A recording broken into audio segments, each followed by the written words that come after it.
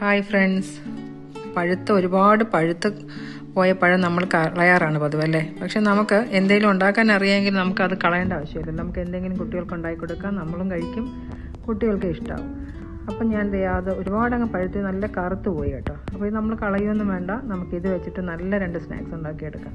അപ്പോൾ അതിനായിട്ട് ഞാൻ അതിൻ്റെ തൊലിയൊക്കെ കളഞ്ഞിട്ട് നമുക്ക് എടുക്കുന്നുണ്ട്. എന്നിട്ട് നമുക്കത് ചെറിയ കഷ്ണങ്ങളായിട്ട് മുറിച്ചെടുക്കാം കേട്ടോ. ഈ തൊലി കറുത്ത് വരുമ്പോൾ തന്നെ കുട്ടികളൊന്നും കഴിക്കില്ല. അപ്പം നമുക്ക് ഇങ്ങനെ അത് ചെയ്ത് കൊടുക്കുകയാണെങ്കിൽ അവൾ വളരെ ഇഷ്ടത്തോടെ കഴിക്കും. നിങ്ങളൊന്ന് ട്രൈ ചെയ്ത് നോക്കൂ. അപ്പോൾ അതെല്ലാം ഞാൻ അരിഞ്ഞെടുക്കുന്നുണ്ട്.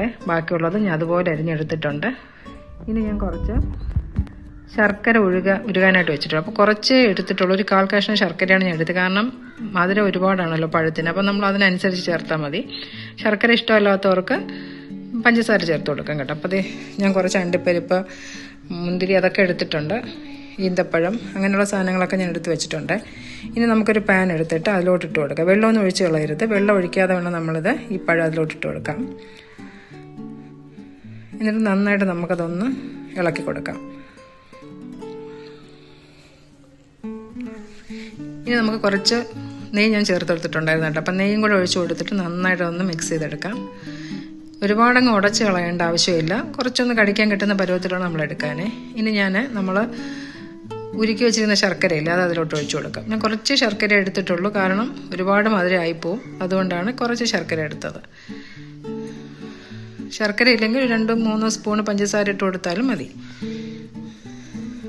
അപ്പം മധുരം വേണ്ട എന്നുണ്ടെങ്കിൽ നിങ്ങൾക്ക് ഇത് തന്നെ കുറച്ച് ഒന്ന് പാലോ എന്തെങ്കിലും ചേർത്ത് കൊടുക്കാം, ഇളക്കിയെടുക്കാം. ഇതിലോട്ട് ഞാൻ അണ്ടിപ്പരിപ്പ് ചേർത്തിട്ടുണ്ട്, മുന്തിരിങ്ങ, ഇങ്ങനെയുള്ള സാധനങ്ങളൊക്കെ ചേർത്തിട്ടുണ്ട് കേട്ടോ. കുറച്ച് ഡേറ്റ്സ് ചേർത്തിട്ടുണ്ട്, നട്ട്സൊക്കെ ഞാൻ ചേർത്തിട്ടുണ്ട്. ഇനി നമുക്ക് അതിലേക്ക് ഞാനൊരു 3/4 കപ്പ് അരിമാവ് എടുത്തിട്ടുണ്ട്, വറുത്ത അരിപ്പൊടിയാണ്. അതിലോട്ട് ഞാനൊരു 1/4 കപ്പ് ഇട്ട് കൊടുത്തിട്ടുണ്ട്. അപ്പോൾ മൊത്തത്തിൽ ഇട്ട് കൊടുക്കരുത്, കുറേശ്ശെ വേണം നമ്മൾ ഇട്ട് കൊടുക്കാനായിട്ട്. ഇനി ഞാൻ കുറച്ചിട്ട് ചേർക്കുന്നുണ്ട്.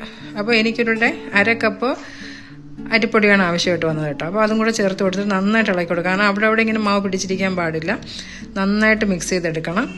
അപ്പോൾ അതിൻ്റെ പച്ചമണമൊക്കെ മാറുന്നത് വരെ നമ്മളത് മിക്സ് ചെയ്തെടുക്കണം കേട്ടോ.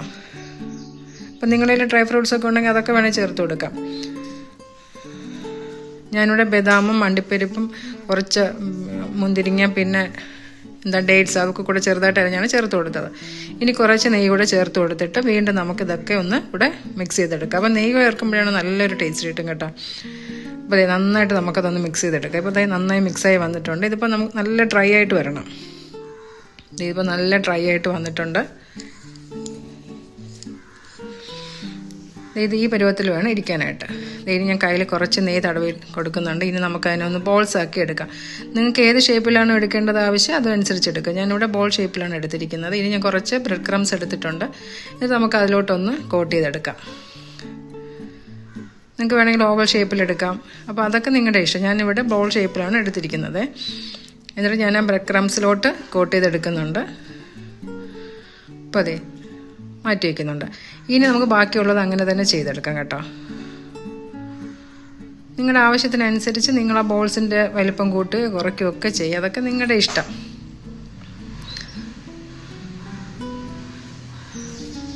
അപ്പം ബ്രെഡ് ക്രംസ് തന്നെ എടുക്കണം കേട്ടോ. ഈ ബ്രെഡ് ക്രംസ് ഇല്ലെങ്കിലും കുഴപ്പമില്ല, നേരിട്ട് തന്നെയാണ് നമുക്കത് ഫ്രൈ ചെയ്തത്. ഇതെല്ലാം ഞാൻ എടുത്ത് വെച്ചിട്ടുണ്ട്.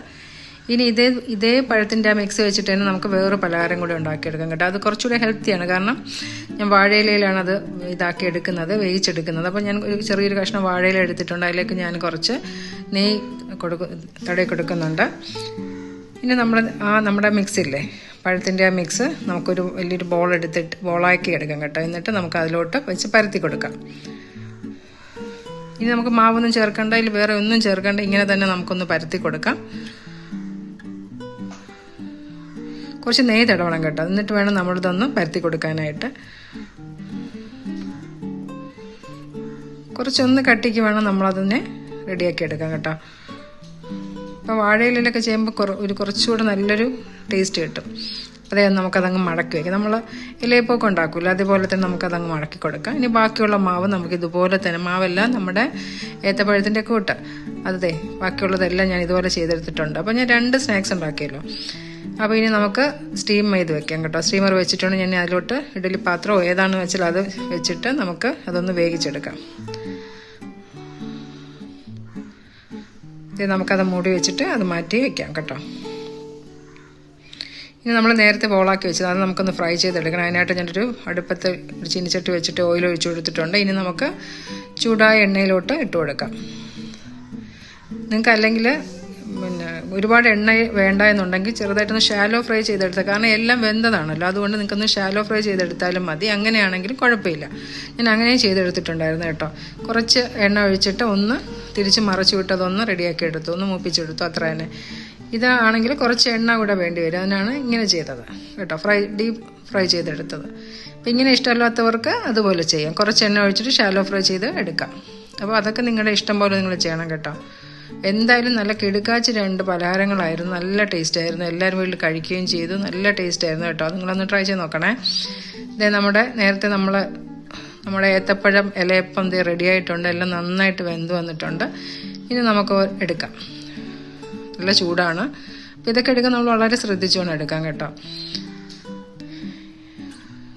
നല്ല മണം വരുന്നുണ്ട്, കാരണം ഈ നെയ്യുടെയും ഏത്തപ്പഴത്തിൻ്റെയൊക്കെ അത് കണ്ടോ, നല്ല ടേസ്റ്റാണ്. കഴിച്ചപ്പോൾ നല്ലൊരു ടേസ്റ്റ്, കാരണം ഇത് ഒരു ഹെൽത്തി പലഹാരം കൂടിയാണ് കേട്ടോ.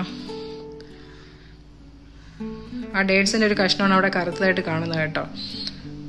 കുറച്ച് വലുപ്പമായിപ്പോയി, അതുകൊണ്ടാണ് അങ്ങനെ കാണുന്നത്. നല്ല ടേസ്റ്റ് ആയിരുന്നു ഇതെല്ലാം കഴിക്കാനായിട്ട്. നമ്മുടെ പലഹാരം കണ്ടോ, നല്ലൊരു ടേസ്റ്റി ആയിട്ടുള്ള പലഹാരമാണ്. നിങ്ങളെല്ലാവരും വീട്ടിലൊന്ന് ട്രൈ ചെയ്ത് നോക്കണം കേട്ടോ. എന്നിട്ട് നിങ്ങൾ കമൻറ്റ് ഇടുകയും വേണം. ഒരുപാടങ്ങ് എണ്ണ കുടിക്കുക ഒന്നും ചെയ്തിട്ടില്ല ഇത്. അങ്ങനെ നിങ്ങൾക്ക് എണ്ണ ഡീപ്പ് ഫ്രൈ ചെയ്യാൻ ഇഷ്ടമല്ലാത്തവർക്ക് നേരത്തെ ഞാൻ പറഞ്ഞ പോലെ ഷാലോ ഫ്രൈ ചെയ്തെടുക്കുക. അതൊക്കെ നിങ്ങളുടെ ഇഷ്ടത്തിനനുസരിച്ച് ചെയ്യണം കേട്ടോ. എന്തായാലും നല്ല കിടുക്കാച്ച പലഹാരമായിരുന്നു. നിങ്ങളെല്ലാവരും വീട്ടിലൊന്ന് ട്രൈ ചെയ്ത് നോക്കണം കേട്ടോ. നിങ്ങൾ ഷെയർ ചെയ്യാനും ലൈക്ക് ചെയ്യാനും ഒന്നും നിങ്ങൾ മറന്നു പോകരുത്.